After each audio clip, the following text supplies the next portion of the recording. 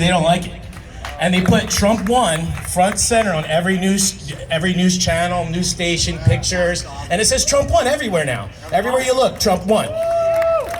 And that all started, well, I'm gonna back up a little bit. So 4 years ago, I went to Yankee Stadium with a big Trump 2020 Keep America Great flag, the first one ever created, very proud of that flag.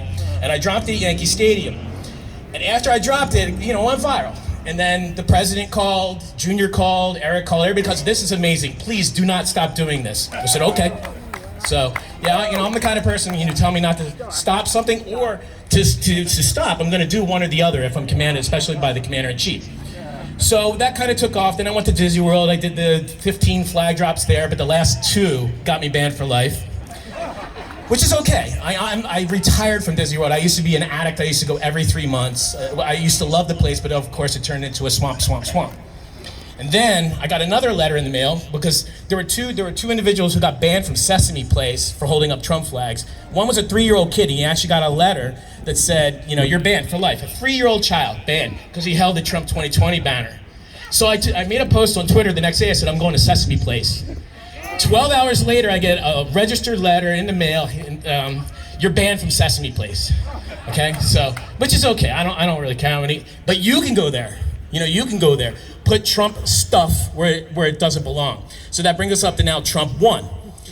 So I was on the worst day in American history since 9/11, which is January 20th of this year, when Joe Biden stepped into office. Trump was coming home, and there was a motorcade. He was heading down to Mar-a-Lago, and I saw him. I had my giant Trump 2024 flag, 20-footer, and then there was a guy standing next to me with this little tiny sign that said Trump won. Trump was driving by, he just waved at my flag, but then he saw the Trump won sign. He goes, I know, and he starts freaking out. I won. I was like, okay. We gotta do something about this. We gotta kick this up a notch. If Trump likes it this much, I know America will love Trump won. So that's what I did. So I created, and we had this pause especially between January 6th and now, or at least the last month, that's been a little bit stagnant. But with the Trump won movement, it looks like things are gonna start picking up. So we're gonna create other movements too, following Trump won. So I got a couple other things coming out too. But I encourage you to do exactly what I've been doing. It works. It's proven that you can put Trump won or any message into the media and own the media if you do it right. So, yeah.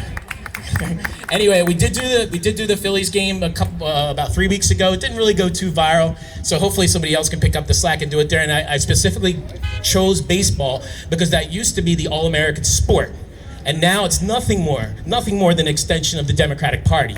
Okay, they kneel, they make you pay for the tickets, and they rub it in your face, and you got to watch this crap. So yeah, I just kept going back and forth. I knew eventually they were going to ban me, and when they banned me, I knew that was even going to get more press, and that more Trump won, and more people will be encouraged to take my message and continue. So I just want to encourage people to be creative.